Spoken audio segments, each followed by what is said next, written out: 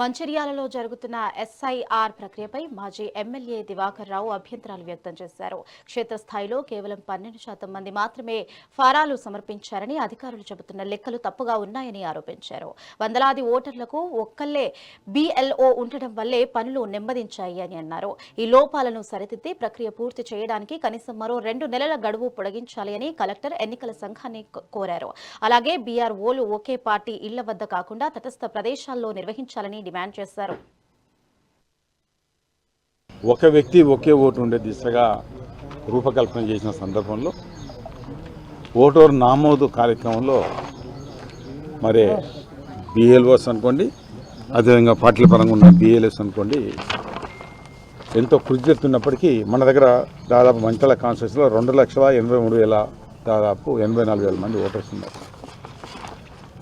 BLS ఇచ్చిన సమాచారం ప్రకారం అందరికీ ఇంటింటికి ఫామ్స్ ఇచ్చినట్టుగా దీనిలో చూపెట్టారు. 99% ఇచ్చారు. కానీ నాకున్న సమాచారం 99% ఇంటింటికి ఇచ్చిన సందర్భాలు లేవు. దీనిలో వాళ్ళకు ఇచ్చుకుని ఇది కూడా ఒకసారి సవరణ చేసుకోవాలని మళ్ళా ఇది జిల్లా కలెక్టర్ గారు దీని మీద ప్రత్యేకంగా దృష్టి సాధించాలి.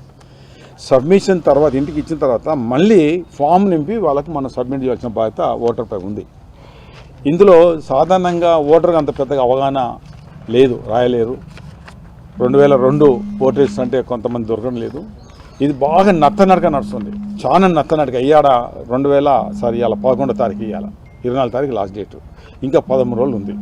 13 రోజుల్లో మనం ఎంత చేసినా కూడా ఇంకా దీనిలో పూర్తిగా మనం విజయం సాధించలేము. ఓటు కూడా పూర్తిగా చేసుకునే అవకాశం కలుగుతలేదు. ఓటు అనేది చాలా ఇంపార్టెంట్.